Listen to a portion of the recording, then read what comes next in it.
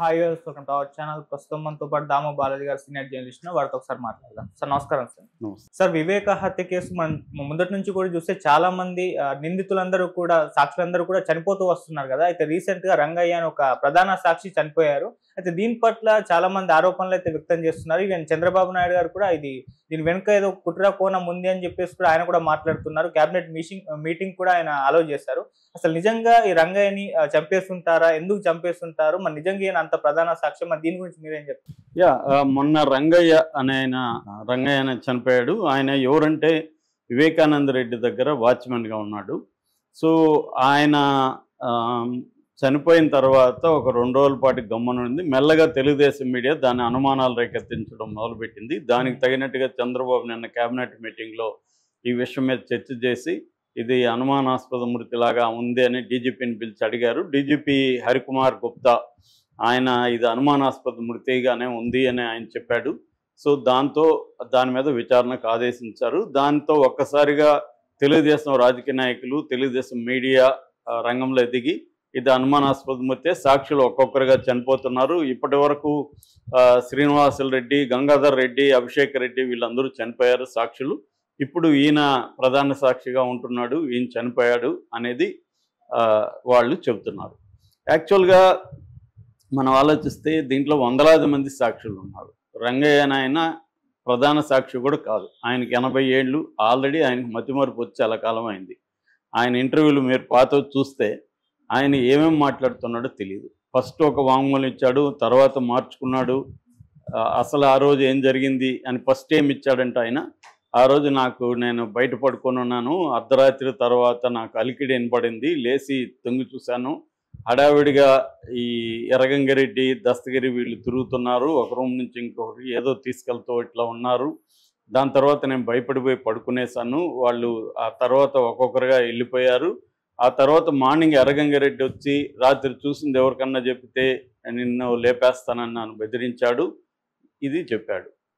అయితే ఇక్కడ ఈయన సాక్ష్యం అలా ఉంటే ఈయన వేరే వాళ్ళకి ఎందుకు చెప్పలేదంటే భయపెట్టారు కాబట్టి చెప్పలేదని చెప్పాడు. మంచిదే. తర్వాత ఏమైంది, ఈ కృష్ణారెడ్డి పిఏ కృష్ణారెడ్డి వాంగ్మూలం, కృష్ణారెడ్డి తర్వాత అక్కడ లక్ష్మమ్మ, వంట మనిషి, వాళ్ళ కొడుకు ప్రకాష్, ఈ ముగ్గురు వాంగ్మూలం తీసుకుంటే వాళ్ళు ఏం చెప్పారంటే, మేము కృష్ణారెడ్డి అర్లీ మార్నింగ్ 5:30కి మార్చి పెట్టిన తర్వాత 5:30కి వెళ్ళాడు. వెళ్తే లైట్లు లోపల వెలిగి లేవు. మామూలుగా ఈయన అర్లీగా లేస్తారు, తను వెళ్ళేసరికి లైట్లు లోపల వెలుగు ఉంటాయి, ఈయన బెల్లు కొడితే ఆయన తీస్తారు. ఇది జనరల్ ప్రొసీజర్. ఆ రోజు లైట్లు లేవు. మరోపక్క ఈ రంగయ్య నిద్రపోతున్నాడు బయట ఈయన వెళ్ళేసరికి. లక్ష్మమ్మ తర్వాత వచ్చింది, లక్ష్మమ్మ కొడుకు కూడా తర్వాత వచ్చారు. ఈయన కృష్ణారెడ్డి ఫస్ట్ వెళ్ళినప్పుడు లేదు, ఈ లోపల అక్కడ ఆంధ్రజ్యోతి పేపర్ వాళ్ళకి వస్తుంది, దాన్ని చదువుకుంటున్నాడు బయట లైట్లు వెలుగులో. ఈ లోపల ఆయనకి డౌట్ వచ్చింది, ఎందుకు సార్ ఇంకా లేవలేదని. ఎప్పుడైనా ఇలాంటివి జరిగినప్పుడు సార్ తిడతారు లేపకపోతే, నన్ను ఎందుకు లేపలేదని. అందుకని ఆయన ఏం చేశాడంటే, వాళ్ళ భార్య సౌభాగ్యం హైదరాబాద్లో ఉంటే ఆమెకు ఫోన్ చేశారు, సార్ ఇలా లేవలేదమ్మా, లైట్లు వేయలేదు అంటే. ఆమె ఏం చెప్పిందంటే, రాత్రి లేటుగా వచ్చినట్టున్నాడు సారు, కొద్దిసేపు ఆగని చెప్పింది. దాంతో ఈయన ఆగాడు. ఈ లోపల వంట మనిషి ప్రకాష్ వచ్చారు. సో అప్పుడు మళ్ళీ ఫోన్ చేశాడు ఆమెకి, సౌభాగ్యం. ఎంతసేపు లేవకుండా ఉండడే అని ఆమె కూడా డౌట్ ఎక్స్ప్రెస్ చేసింది. దాంతో వీళ్ళు లోపలికి వెళ్ళి అటు ఇటు కిటికీల్లోంచి తొంగి చూడడానికి, లోపలికి చూడడానికి ట్రై చేస్తున్నారు. అప్పటికి కూడా ఇతను లేవలేదు.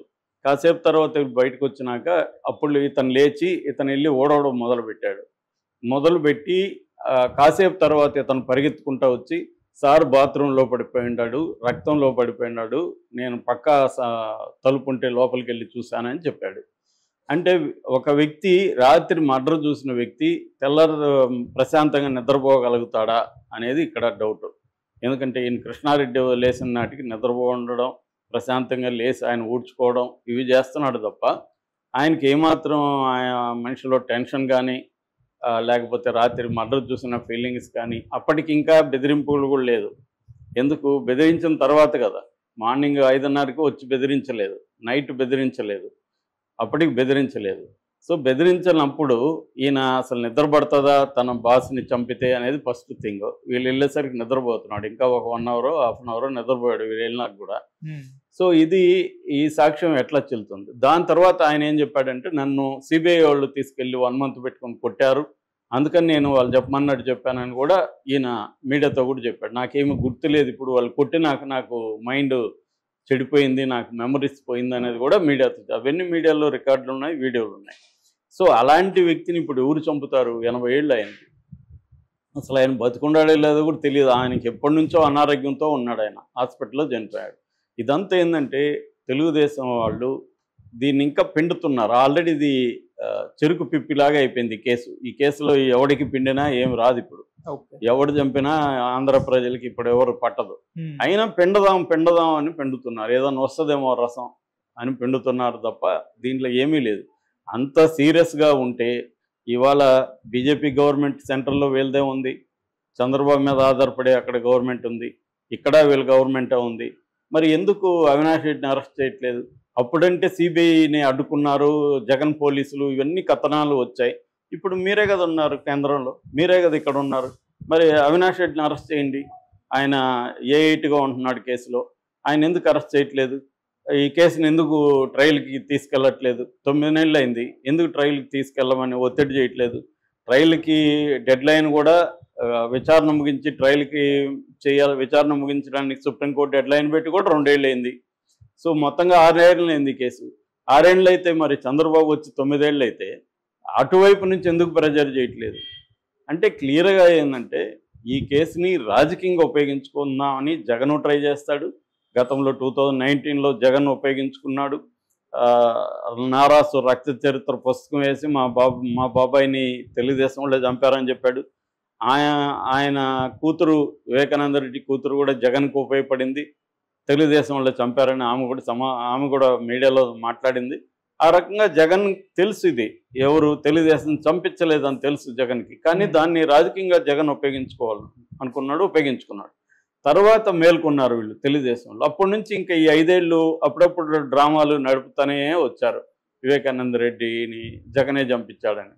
సో దీంట్లో ఏంటంటే ఆల్రెడీ మనకి హైకోర్టు ఇక్కడ జస్టిస్ లక్ష్మణ్ గారు 16 ప్రశ్నలు సిబిఐకి సంధించారు. ఆ 16 ప్రశ్నలు కానీ చూస్తే ఎటువంటి మెటీరియల్ ఎవిడెన్స్ ఇప్పటివరకు ఉన్నట్టుగా తెలియదు. ఆయన రాసిన లెటర్ని నన్ హైడ్రాయిన్ టెస్ట్కి పంపిస్తే అది ఇప్పటివరకు వచ్చిందో లేదో తెలియదు. ఇవన్నీ పక్కన పెట్టేసింది మీడియా. ఇప్పుడు ఈ ముసలాయన మెమరీ ఎప్పుడో కోల్పోయి ఆయనకి ఏం చెప్తున్నాడో కూడా ఆయనకే తెలియని ముసలాయన్ని ఆయన చనిపోతే దాన్ని వైసీపీ చంపించిందని చెప్పడానికి నానా బాధలు పడుతున్నారు. దీంట్లో ఏమీ జరగదు, విచారణలో ఏమీ తేలదు. ఇదేంటంటే రాజకీయంగా ఆల్రెడీ పిప్పి అయిపోయిన కేసుని ఇంకొంత పిండుదాము అన్న ఆలోచనలో ఉన్నారు తప్ప అంతకంటే దీంట్లో ఒరిగేది జరిగేది ఏమీ ఉండదు. ఈ ఆయన అది కూడా 2 రోజుల తర్వాత వీళ్ళకి ఐడియా వచ్చినట్టుంది. ఆయన చనిపోయి కూడా 2-3 రోజులు అయింది. 2-3 రోజుల తర్వాత వీళ్ళకి ఐడియా వచ్చి నిన్న దీన్ని ఎందుకు మనం వదిలేయాలి అని, ఈ అభిషేక్ రెడ్డి కూడా వాళ్ళ బంధువే, అతనికి ఏదో హెల్త్ ప్రాబ్లం చనిపోయాడు, అతను కూడా వీళ్ళే చంపేశారు. ఇప్పుడు వందలాది మంది ఒక కేసులో సాక్షులుగా ఉండి ఒక 6 ఏళ్ళు కేసు నడుస్తూ ఉంటే అందులో కొంతమంది రకరకాల కారణాలు చచ్చిపోతారు. మరి మిగతా గతంలో శ్రీనివాసరెడ్డి, గంగాధర్ రెడ్డి వీళ్ళు చనిపోయి ఉంటే వీళ్ళు చెప్పినట్టుగా మరి మీ గవర్నమెంట్ 9 నెలలకు ఉంది కదా, ఎందుకు ప్రూవ్ చేయలేదు? అసలు ఈ మర్డర్ జరిగిందే తెలుగుదేశం ప్రభుత్వంలో కదా, అప్పుడు ఎందుకు ప్రూవ్ చేయలేదు?